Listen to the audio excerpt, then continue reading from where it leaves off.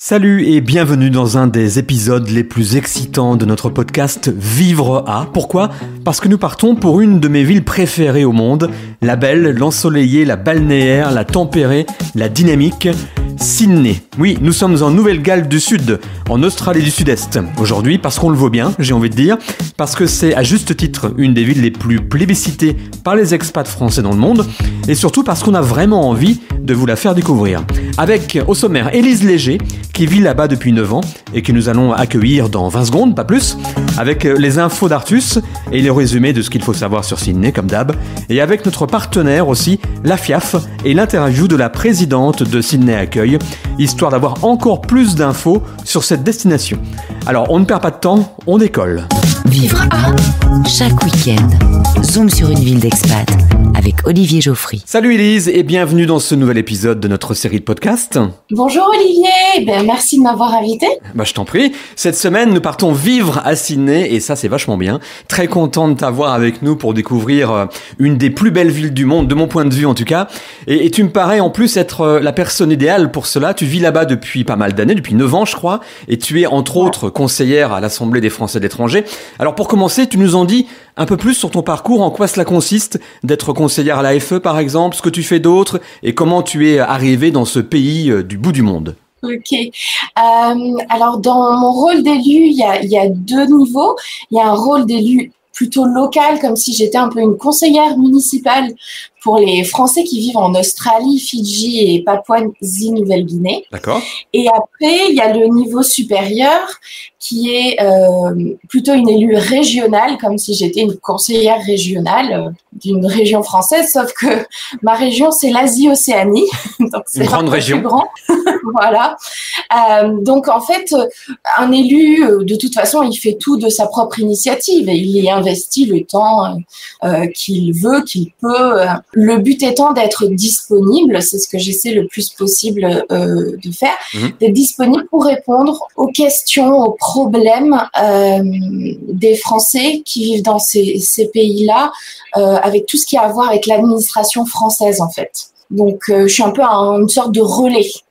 J'ai pas forcément toutes les solutions, mais ce que j'essaie de faire, c'est soit de mettre les personnes en contact, soit de leur donner des informations, des liens, parce que tout le monde n'arrive pas forcément à trouver la bonne réponse à son problème de retraite ou comment contacter les impôts de la caisse des non-résidents, etc., etc. Alors comment on devient conseillère à l'AFE en quelques mots, comment on devient élu, quelle est la démarche ? Alors, la première, c'est il faut être élu conseiller des Français de l'étranger, donc ce que je disais, le niveau local, le niveau un peu conseiller municipal. D'accord. Et parmi ce corps électoral, qui est de 442, il y a une seconde élection, une élection donc indirecte, où ces 442 choisissent 90 élus pour aller les représenter 2 fois par an à Paris, lors des sessions de l'AFE qui durent pendant une semaine. Et l'AFE, c'est une assemblée consultative. On n'a pas de pouvoir législatif, on ne fait pas de loi. Par contre, on peut émettre des résolutions, des motions, des avis. Et ensuite, c'est aux parlementaires de s'en saisir et ensuite de proposer des amendements, des projets de loi, etc. Donc en fait, en quelque sorte, on fait un espèce de pré-travail pour qu'il y ait des choses qui structurellement soient changées. Ok, et c'est quelque chose, c'est un rôle que tu souhaitais avoir ou que tu as obtenu un peu par hasard à un moment donné ?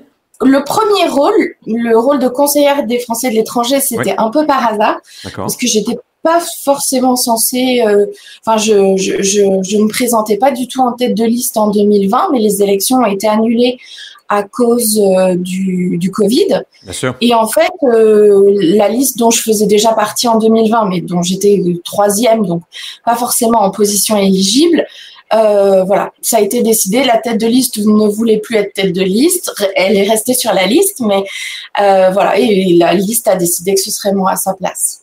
Et après, je me suis présentée là en connaissance de cause pour l'Assemblée des Français de l'étranger. Là, je m'étais dit, bah oui, autant voir en fait tout le spectre. Et tu fais partie d'une autre association aussi qui s'appelle French Assist. Ça consiste en quoi exactement ? Oui, alors French Assist, ça c'est un rôle du coup totalement bénévole qui a un peu rien à voir. Ça c'est plutôt mon engagement associatif personnel. Donc, je suis secrétaire de French Assist New South Wales. Donc, c'est un organisme local d'entraide et de solidarité. Ce label nous permet d'obtenir des subventions du ministère de l'Europe et des Affaires étrangères. Et surtout nous met dans une position en fait de travail main dans la main avec les différents consulats. Notre mission est d'aider les Français qui sont en grande difficulté quand ils sont en Australie. Et donc voilà, donc les gens nous contactent soit directement, soit c'est le consulat qui nous envoie les personnes qui ont besoin d'aide. D'accord. Et en dehors de tout ça, est-ce que tu as le temps de faire autre chose, de travailler, comment ça se passe? Oui, il faudrait, parce que les rôles. Alors déjà, le rôle de conseillère à l'AFE, il y a seulement une indemnité de voyage qui d'ailleurs ne couvre même pas la totalité du voyage. Et conseillère des Français de l'étranger, il y a une indemnité qui en Australie est d'environ 400 €, mais vu la grandeur du territoire, à chaque fois que je dois prendre l'avion, enfin, on imagine bien que l'argent part très très vite. Ouais. Donc non, il faut bien que j'ai un travail. Et je suis enseignante de français langue étrangère. D'accord. À mon compte et à l'Alliance française de Sydney. Donc busy comme on dit en anglais. Hein. Voilà. Ok, parfait. Tu vas nous balader dans Sydney pendant une bonne demi-heure et pourquoi pas un petit peu aux alentours aussi. En quelques mots, on va parler de quels aspects de la ville ou du pays? Je pense qu'il y a plusieurs aspects vraiment à voir. Il y a l'aspect très nature qu'il faut vraiment explorer, surtout voilà pour les gens qui seraient passionnés de randonnée ou de choses comme ça. C'est un pays absolument merveilleux et il y a des paysages incroyables à découvrir.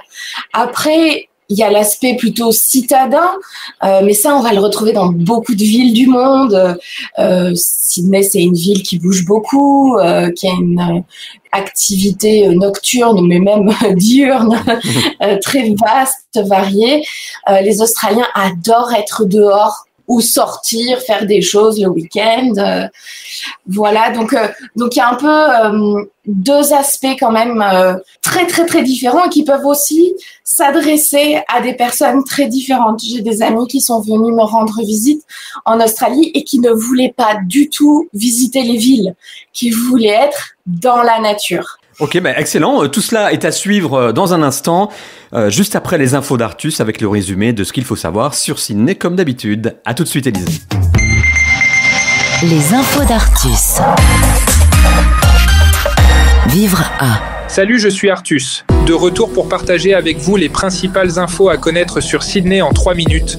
Population. Sydney est la ville la plus peuplée d'Australie, avec une population d'environ 5,3 millions d'habitants dans la région métropolitaine. Superficie. La superficie totale de la ville de Sydney est d'environ 12 367 km². Tourisme. Sydney accueille des millions de visiteurs chaque année. En 2019, avant la pandémie Covid, la ville a accueilli plus de 16 millions de visiteurs internationaux et domestiques. Économie. Sydney est le principal centre économique de l'Australie. Elle abrite de nombreuses entreprises nationales et internationales, en particulier dans les domaines des services financiers, de la technologie, du tourisme et de l'éducation. Coût de la vie. Sydney est connue pour être l'une des villes les plus chères au monde en termes de coût de la vie. Les loyers et les prix de l'immobilier sont particulièrement élevés. Transport. Sydney dispose d'un système de transport public étendu, comprenant des trains, des bus, des ferries et des tramways. Le réseau de trains de banlieue est l'un des plus grands d'Australie. Éducation. Sydney abrite plusieurs universités de renommée mondiale, notamment l'Université de Sydney, l'Université de Nouvelle-Galles du Sud et l'Université de technologie de Sydney. Emploi. Sydney offre un large éventail d'opportunités d'emploi. Les secteurs clés de l'économie incluent les services financiers, les technologies de l'information, le tourisme, l'éducation, la santé et les industries créatives. Et voilà, vous savez presque tout. Bonne balade dans une des villes les plus excitantes du monde. Retrouvez Vivre à en replay sur le site de votre radio, françaisdanslemonde.fr. Vous vivez dans une ville que vous aimez ? Témoignez dans cette émission. Contactez-nous via la page Contact sur le site françaisdanslemonde.fr. Vivre à Sydney, c'est ce qu'on essaye de faire pendant l'intégralité de l'épisode de ce podcast, le temps d'une demi-heure à peu près, c'est déjà ça. Hein. Élise est notre guide, et si on commençait, Élise, par les incontournables touristiques, alors qu'est-ce que tu nous conseilles ? Oui, là je vais pas être très originale et je pense que tout le monde y aura pensé. Il faut absolument aller à un endroit qui s'appelle Circular Quay, où il y a l'opéra et le Harbour Bridge, le pont très très connu le de fameux, Sydney, ouais. évidemment, pour aller faire sa petite photo. Ça, c'est le passage obligé, on va dire. C'est clair. Mais cependant, dans ce quartier-là, il y a quand même des choses très sympas à faire. En fait, le quartier historique de Sydney, du moins, qui en a été gardé, parce que pour ça, les Australiens, ils n'ont pas été très forts. Déjà, leur histoire est relativement jeune, donc il n'y a pas beaucoup de bâtiments qui datent d'avant 1800. Et surtout, ils ont tranquillement détruit et reconstruit en fait très facilement pendant le XXe siècle, sans trop se poser la question de garder peut-être des choses importantes de leur histoire en fait, de l'histoire de la création de ce pays. Donc, ça s'appelle The Rocks. Yep. C'est vraiment juste à côté du pont, juste en dessous du pont. Et là, on peut retrouver des vieux bâtiments, des petits musées. C'est très sympa. Il y a plein de petites boutiques aussi, restaurants. Souvent, il y a des marchés d'ailleurs qui se tiennent là le week-end ou pour de grandes occasions. Donc, ça, c'est pour moi un peu un passage obligé. Il y a un office de tourisme, donc n'hésitez pas à y aller pour booker une visite. Comme ça, vous apprendrez peut-être un peu plus comment la ville de Sydney a été fondée et par qui, avec qui, comment. Et tout ça, c'est très proche en plus. Hein. On peut tout faire à pied, l'opéra, The Rocks, le pont, hein, tout ça, c'est au même endroit. Oui, vraiment tout à pied. Après, ce qu'il y a derrière ça, donc ça, c'est un peu comme le nord du centre, on va dire. Tout ce qu'il y a derrière, après, ce sont des grands buildings, des gratte-ciel. Donc, c'est pas super intéressant. Faut rentrer un petit peu plus dans le CBD pour trouver les grands magasins si vous avez envie de faire un peu de shopping différent.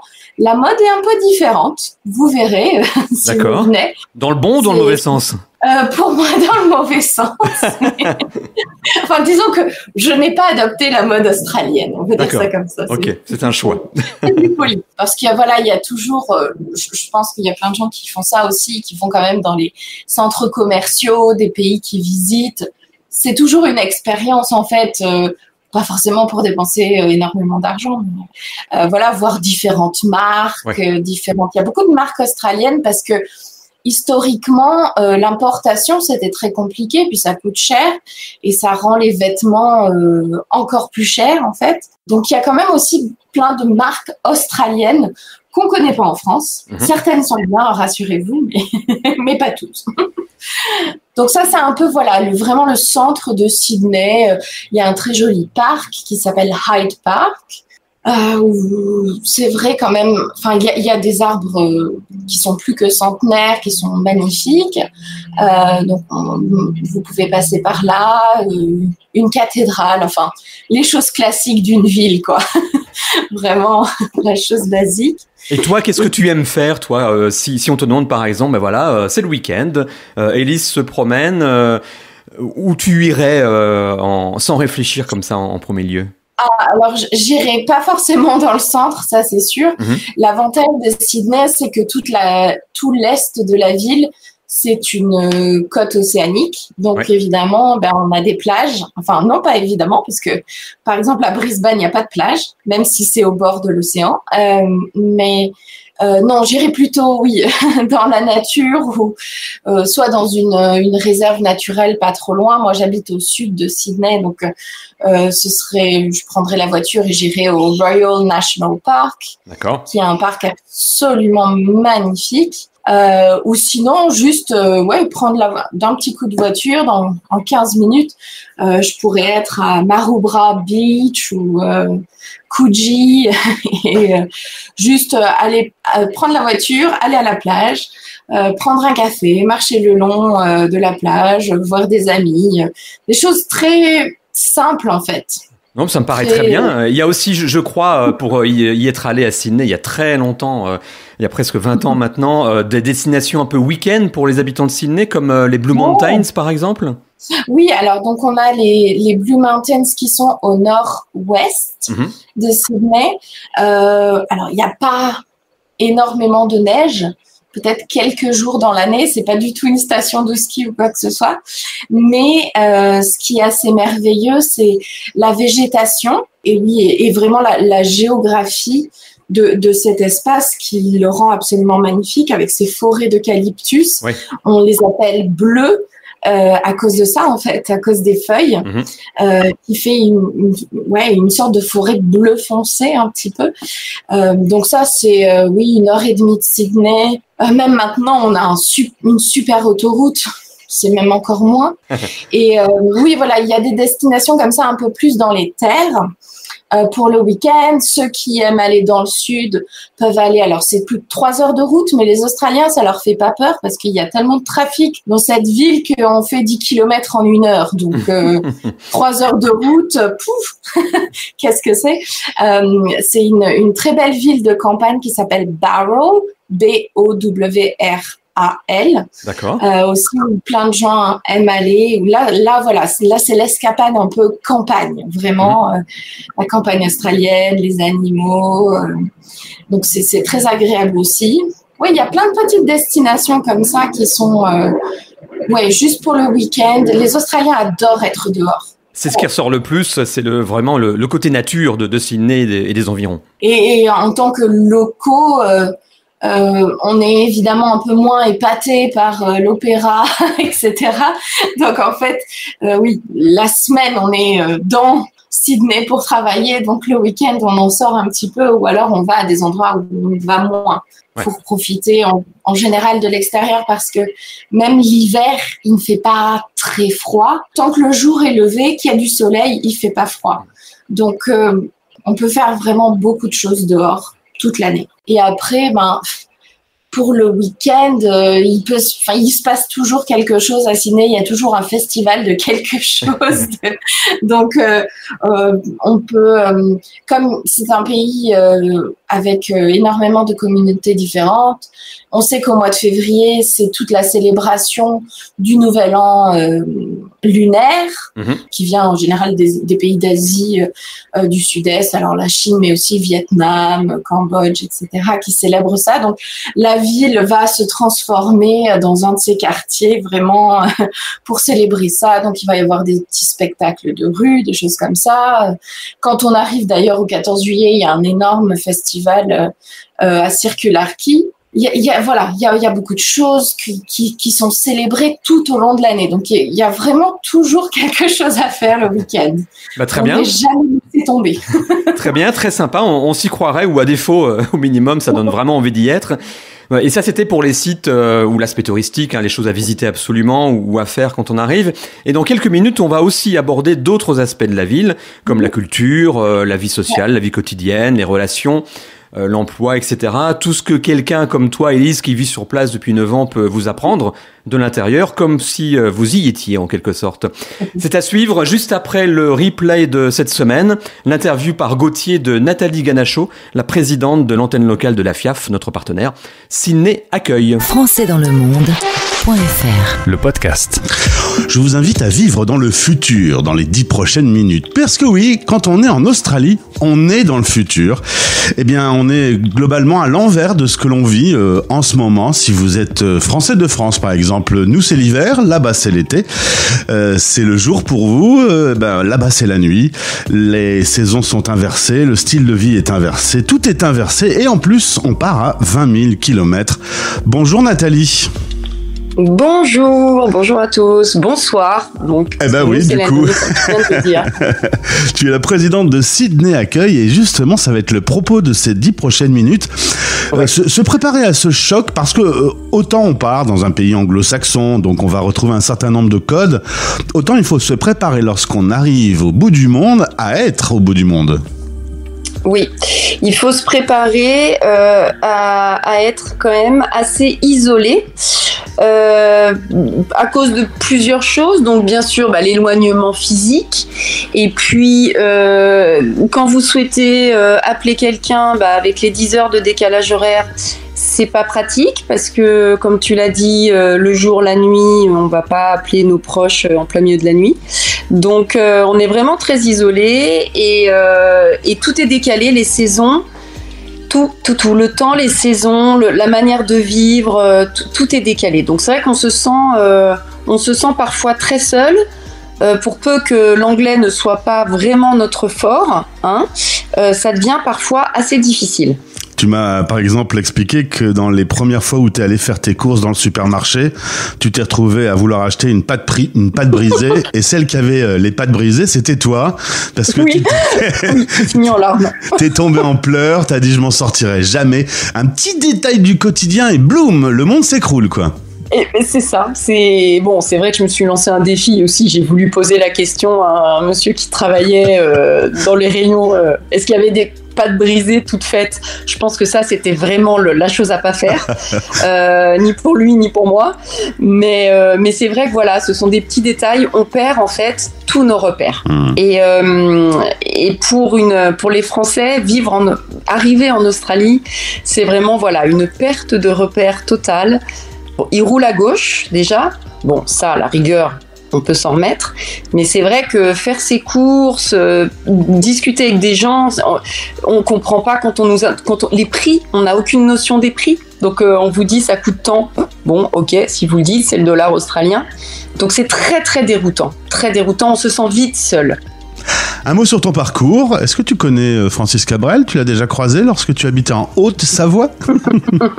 Alors, je ne le connais pas, mais j'adore cette chanson, forcément. Oui, évidemment. Tu es originaire de Haute-Savoie, près de Annecy. Et puis, tu vas rencontrer ton mari, qui est lui breton. Vous allez couper la poire en deux entre Annecy et Brest. Il y a Paris, c'est là que vous vous installez. Vous y vivez pendant 15 ans. Tu bosses dans la banque. 2 filles vont arriver. Elles ont aujourd'hui 12 et 10 ans. Et puis, un jour, vous aviez un peu fait le tour de la vie parisienne. Ton mari a une opportunité de vivre à l'étranger. Il rentre à la maison avec un projet, c'est Sydney. Tu te souviens précisément de ce jour-là? Alors, il est pas rentré à la maison avec ce projet-là. Il m'a appelé parce qu'il était à New York, en congrès justement mondial de sa société, et quand il m'appelle, il me dit écoute, je discute avec quelqu'un de je ne sais plus quel pays qui connaît le directeur de l'Australie qui justement cherche quelqu'un. Et ce coup de téléphone, oui, je m'en souviens. Oui, je m'en souviens. Ça a tout de suite fait. Tout de suite, tu as 20 000 questions qui arrivent avec une seule réponse, comme je vais en parler plus tard, mais avec une seule réponse forcément qui vient. Voilà, et la réponse, elle sera assez rapide. En quelques semaines, vous décidez. On est en 2019. La réponse, c'est on y va. On y va tous, donc forcément avec les enfants. Évidemment, ça fait peur. Évidemment, quand on commence à se pencher sur le sujet, ça fait peur, mais assez vite, vous prenez des décisions avec l'organisation du déménagement. Vous vous mariez également. Alors, un mariage express, du coup, c'était déjà planifié ou vous l'avez vraiment fait avant de partir? Non, on s'est dit pareil, on est très dans le challenge. Allez, on y va, quoi. On s'est dit que voilà, c'était l'occasion déjà de célébrer, bien sûr, notre amour. Et puis surtout, aussi, ce qui était vraiment chouette, c'est que ce mariage, du coup, il y avait vraiment beaucoup de nos amis ont répondu présents, nos familles aussi. Et ça a été une des dernières fois, avant notre départ, de revoir tout le monde. On en garde un souvenir, bien évidemment, inoubliable, et les filles aussi. La fin de soirée, il y a dû y avoir quelques pleurs quand les amis sont repartis. Oui, je confirme. Alors vous arrivez au bout du monde, et puis tout se passe bien. Il y a des incendies énormes, vraiment des images impressionnantes. Vous ressentiez la chaleur dans l'atmosphère de ces incendies? Alors, on ressentait pas la chaleur. Par contre, clairement, l'air était pas respirable en fait. Ouais. On voyait la fumée était présente. C'était incroyable. Dans la foulée de la pandémie, on se souvient que cette île avait fait un choix, la politique du zéro Covid. Alors, à la différence avec nous, on pouvait pas sortir de chez nous, c'était vraiment très compliqué, alors que vous pouviez aller partout. Simplement, ils avaient fermé les États et vous étiez bloqué dans votre île et dans l'État dans lequel vous êtes de Sydney, et pendant 3 ans. Donc, c'est pas pour rigoler, c'est une prison à ciel ouvert. Non, c'est ça. Là-dessus, vraiment, je crois même qu'à un moment donc nous, Sydney, nous sommes dans l'état du New South Wales.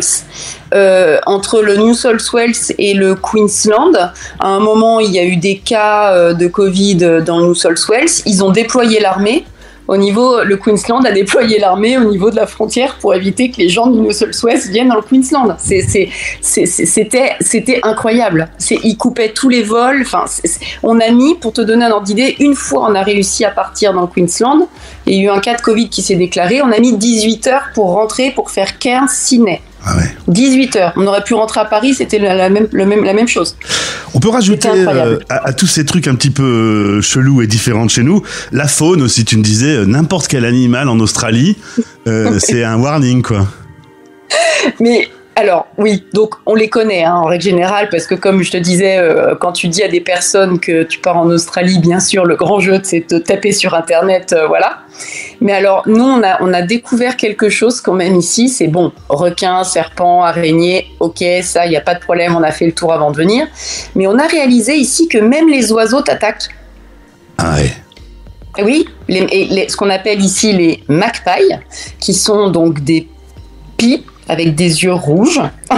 Super. Et accueillant. en fait, si tu passes sous leur nid pendant la période quand elles font leur nid, quand tu passes sous l'arbre, soit à vélo, soit à trottinette, parce qu'elles détestent tout ce qui roule, tu te fais attaquer, et pour de vrai. Donc ici, quand tu as des casques de vélo, tu es obligé de mettre des pics sur ton casque de vélo pour éviter que la magpie ne te donne... Et j'ai vraiment je vous jure que c'est vrai, j'ai des amis qui se sont fait attaquer, je vous jure, c'est vrai, même les oiseaux. Les oiseaux d'Hitchcock, quoi. C'est ça. Et là, tu te dis, waouh, c'est dingue. Et j'ai vu les kangourous aussi, incroyablement musclés, c'est bête, quand elles se dressent, c'est assez impressionnant. Ça peut être même un petit peu méchant, hein, un kangourou, finalement, on se dit c'est gentil comme tout, mais... Oui, alors on se dit c'est trop mignon, mais quand on voit un kangourou, bon, en même temps quand tu t'approches, il reste pas forcément, voilà, mais on évite de trop s'approcher quand même. C'est vrai que ça a l'air mignon, mais ça reste quand même des animaux sauvages. Hein. Le wombat, c'est pareil, il peut te trancher un doigt. Avec ses dents. Eh ben voilà. Moi je rigole parce que c'est le plus. Pour moi c'est un pays qui est magnifique, mais c'est vrai que la faune et la flore c'est assez impressionnant. C'est magnifique, mais c'est impressionnant. C'est un peu le but de ces podcasts aussi, c'est de donner des infos pratiques. En l'occurrence, il faut le savoir. Alors, il faut savoir aussi qu'il y a Sydney Accueil qui t'a sauvé. Tu m'as dit qui m'a sorti de l'isolement. Ah oui. Tu en es la présidente depuis 4 ans. 120 familles font partie de cette association. Il y a à peu près la moitié qui sont des nouveaux arrivants et on ne peut que conseiller nos auditeurs qui vont vivre cette incroyable aventure de mobilité internationale sur cette île du bout du monde. Attention, quand vous arrivez, n'hésitez pas à entrer chez Sydney Accueil parce que le quotidien, les premiers jours, les premières semaines vont être difficiles et vous allez pouvoir les accompagner, les prendre un peu par la main. On parlait tout à l'heure de faire les courses. Vous allez au début sur les marchés pour expliquer quel produit sert à quoi. Enfin, il y a des choses très pratico-pratiques dans les premières semaines, quoi. Exactement, c'est exactement ça. Ce sont des détails pratico-pratiques et en même temps, ça permet aussi donc vraiment de créer un lien, de créer un réseau, un lien social dans la communauté française pour rassurer, pour dire, comme je te disais tout à l'heure, que les nouveaux puissent partager leurs angoisses avec des personnes qui partagent les mêmes. Mais également avec des personnes comme par exemple moi maintenant depuis presque 5 ans où je peux leur dire ne vous inquiétez pas, c'est normal, au début ça fait mal, c'est difficile, mais vous allez voir après c'est merveilleux et on leur permet aussi de passer des bons moments. Il n'y a pas que des moments où on pleure dans un supermarché à cause d'une pâte brisée, il y a aussi des moments où on découvre, on fait des balades et on voit les baleines sauter au loin, ou alors on voit les dauphins jouer avec les surfeurs sur la plage. Et ça, ce sont des moments que j'oublierai jamais et que je pense que vraiment on n'oubliera jamais. Donc ça, c'est vraiment des moments de partage exceptionnels entre personnes et entre Français. Et puis parler le français, ça fait du bien quand même. Quand on entend de l'anglais tous les jours, ça fait du bien de parler français entre nous. Et dans le quartier Maroubra, on entend parler français. C'est autour du lycée français de l'AEFE. Il n'y en a qu'un seul en Australie, donc on peut pas se tromper. C'est le quartier où se rassemblent un peu les Français, pas obligatoirement, mais il y en a pas mal.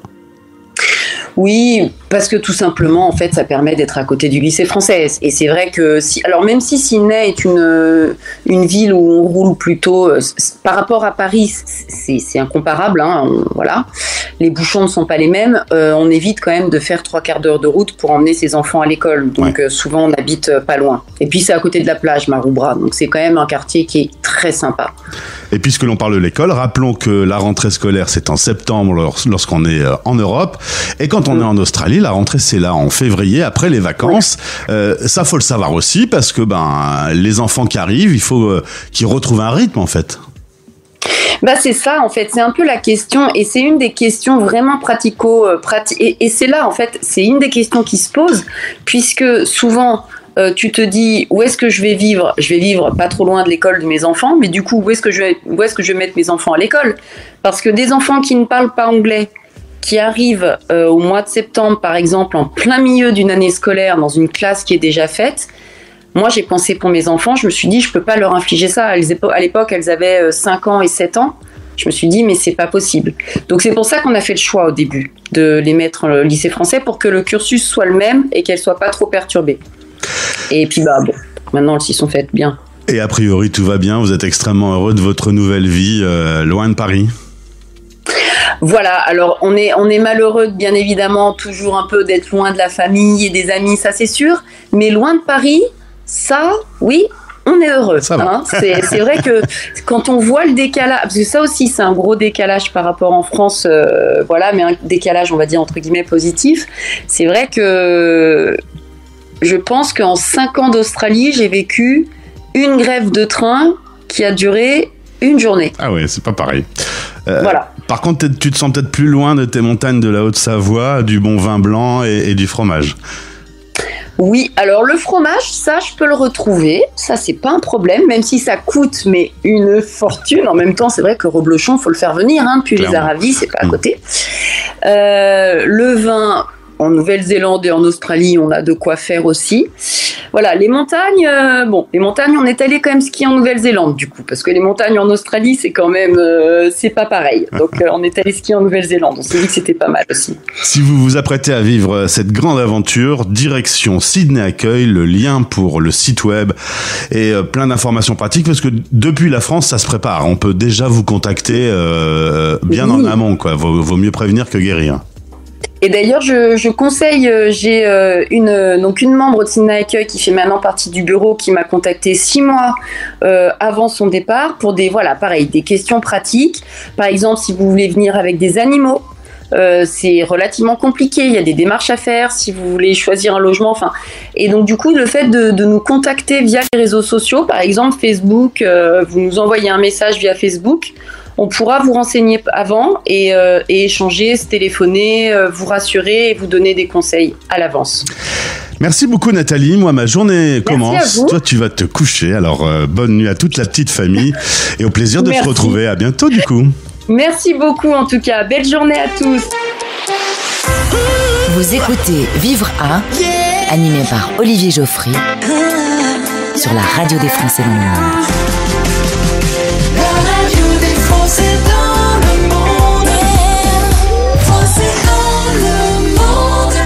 Vivre à Sydney, c'est quelque chose qui vous fait envie ? Vous tombez bien. Alors cette semaine, l'épisode de notre podcast est entièrement consacré à la capitale de la région New South Wales, au sud-est de l'Australie, et à ce que je considère comme étant une de mes villes préférées au monde. Élise Léger, conseillère à l'Assemblée des Français de l'étranger là-bas, entre autres, nous guide tout au long de cet épisode. Alors on a joué aux touristes tout à l'heure, Élise, mais il y a beaucoup d'autres choses à dire et à aborder sur Sydney et sur le pays aussi.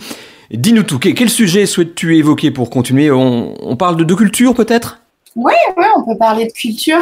Alors pour la culture, il y a quand même une vie culturelle qui existe évidemment, mais on est vraiment dans le modèle anglo-saxon où l'État est très désengagé, très peu de subventions. Donc c'est souvent financé par fonds privés. Et donc, c'est aussi beaucoup plus difficile pour les artistes, en fait, de pouvoir trouver des projets. Il y a bien évidemment pas le système de l'intermittence. Donc, Les artistes pendant le Covid ici, ils n'avaient pas d'argent du tout. Il y a eu plein de choses, voilà, qui sont aussi ressorties avec la période Covid.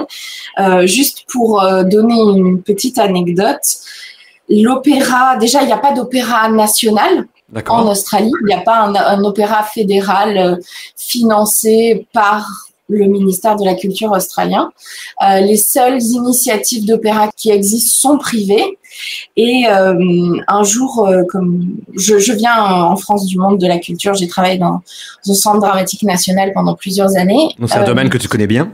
L'institution qui s'appelle Opera Australia loue certaines salles de l'Opéra de Sydney pour donner ces spectacles. Et il m'expliquait qu'ils ont à peu près 23% de subventions. C'est pas beaucoup. Voilà, ce qui est très très peu. Et après, le reste, c'est la billetterie plus les potentiels mécènes, partenaires, etc. Et en France, de mémoire, c'était plutôt l'inverse. Donc évidemment, ça rend la création artistique un peu plus complexe. Et donc, ils expliquaient, par exemple, qu'ils ne pouvaient pas toujours faire les spectacles qu'ils voulaient parce qu'il faut qu'il y ait, entre guillemets, des blockbusters dans la saison qui vont attirer les foules et remplir les salles pour, en fait, en quelque sorte, avoir assez de trésorerie pour financer 1 ou 2 opéras un peu moins connus ou moins... voilà. Et en France, clairement, dans le système public, on n'en est pas du tout à ça. Donc, voilà, j'ai eu beaucoup de compassion pour eux parce que c'est un travail très, très, très difficile. Il y a une vraie culture australienne quand même, j'imagine. Oui, alors... Il y a une culture australienne, il y a la culture ancestrale, la culture aborigène. Bien sûr. Mais il y a une scène culturelle contemporaine, que ce soit dans la musique ou dans l'art contemporain, la peinture, etc. Ça reste assez limité dans le sens où les artistes australiens sortent parfois pas trop d'Australie, en fait. C'est assez centré sur nous-mêmes. On a un grand concours de peinture, 3 grands concours de peinture en un, en quelque sorte, chaque année, qui s'appelle l'Archibald.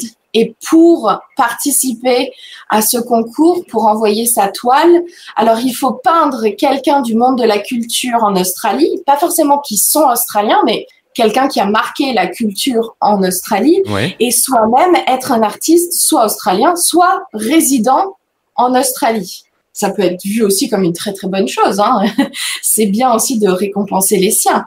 Mais voilà, ça donne un peu le là de la scène australienne un petit peu à Sydney. Très bien. Et en dehors de la culture, alors quand on évoque la vie sociale, par exemple, c'est facile de s'intégrer. Bon, ça fait 9 ans, mais pour toi, mais c'est facile de s'intégrer, de commencer à avoir des amis, je ne sais pas, mais des relations au moins pour sortir, commencer à avoir des connaissances. Est-ce qu'il y a ce modèle un petit peu superficiel anglo-saxon, sans faire de raccourcis, mais qu'on trouve quand même au Royaume-Uni ou aux États-Unis, où c'est très facile d'avoir des contacts, mais il n'y a pas forcément quelque chose derrière. Est-ce que c'est la même chose? Est-ce que c'est différent en Australie? Non, c'est la même chose. Ouais.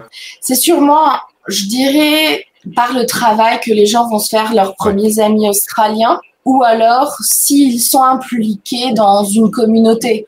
Et surtout, les Australiens n'aiment pas trop dire non en face. D'accord, oui. donc, ils vont un peu tourner autour du pot. Vous pouvez leur proposer quelque chose. Oui, attends, je t'enverrai un message, je vais voir. Ouais, ça a l'air d'être une bonne idée. Mais ils vont pas dire ah non, j'ai pas envie. Ouais, d'accord. Donc, voilà, il faut savoir s'adapter. Et en effet, il faut pas croire que parce que la personne en face de soi est super enthousiaste, ça y est, c'est gagné. C'est aussi un état d'esprit. J'ai pas vraiment souffert de ça, mais je sais que certaines personnes qui viennent en visa, vacances-travail ou ce genre de choses, comme aussi ils vont pas forcément garder un emploi stable pendant des mois et des mois, c'est plus difficile en fait de se faire des relations. Donc je sais que souvent ils restent entre Français dans leurs auberges de jeunesse, des choses comme ça. Alors dans ta réponse, tu as pour moi cité un mot-clé pour lancer un autre sujet, l'emploi. L'emploi, donc imaginons, j'ai 25 ans, c'est pas du tout le cas, mais bon, imaginons, je retourne à mes 25 ans, j'ai très envie d'aller en Australie, et ça me paraît le pays idéal, le soleil, ça va être super, j'ai trouvé un emploi de folie, et tout va très bien se passer. Oui? Non? Quelle serait ta réponse? Eh ben, je dirais ça dépend des diplômes, ça dépend de plein de choses. Donc oui, il y a cette merveilleuse opportunité des visas vacances-travail qui permettent aux Français et à d'autres nationalités d'ailleurs de venir en Australie pendant 1 an et de travailler et aussi de visiter le pays. Donc ça, pour ça, c'est une belle expérience. Mais après, il faut faire attention à ce qu'on attend en fait de cette expérience, parce que ça va être soit des emplois très peu qualifiés qu'on peut trouver, donc physiquement difficiles. Donc ça va être beaucoup dans la construction, dans les fermes, dans l'hôtellerie, restauration, etc. Et après trouver des postes, on va dire qualifiés, même ne serait-ce que de secrétaire ou de choses comme ça, il va y avoir beaucoup de priorité aux Australiens. C'est ce que j'allais dire, ouais. Et donc, en fait, c'est très difficile à avoir. Et en fait, ce qui est important dans le monde du travail de l'Australie, c'est de réussir à avoir la première expérience sur le CV. Parce que ils ont toujours peur que notre niveau d'anglais soit pas assez bon. Sinon, voilà, ça va être que des travaux physiques difficiles où les gens sont pas toujours forcément bien traités. Hein.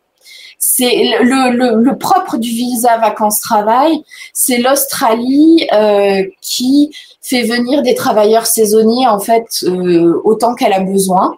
Ouais. Donc, bien les traiter, etc. C'est pas tout à fait leur priorité, et de toute façon ces visas n'amènent pas à la résidence permanente.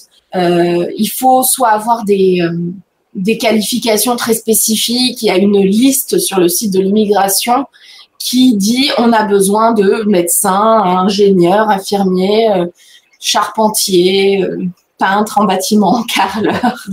Voilà, c'est un peu, il y a de tout dans cette liste. Donc, si on a les qualifications pour ces boulots, très facile de trouver un travail et très facile de rester. Mais si on n'a aucune qualification pour ces emplois-là, voilà, ça va être plus compliqué, ça va être plus précaire, on va dire. Et par exemple, on parlait plutôt de l'association French Assist, et très souvent, plusieurs fois par mois, même parfois par semaine, on reçoit des messages de jeunes qui sont totalement désespérés, qui ont dépensé toutes leurs économies dans le loyer de leur chambre, etc., et qui n'arrivent pas à trouver de travail, parce que là, on est au mois de mars, que l'été est terminé. Et donc, les restaurants, les hôtels ont besoin de beaucoup moins de main-d'œuvre. Mmh. Il n'y a pas de protection du travail de la même façon ici. On signe pas un CDD quand on travaille. On signe un contrat qui s'appelle casual. Qui veut tout dire. En fait, l'employeur te donne des heures, une semaine, et la semaine d'après, s'il n'a pas d'heures à te donner, il t'en donne pas. Ouais. Donc, pas de salaire.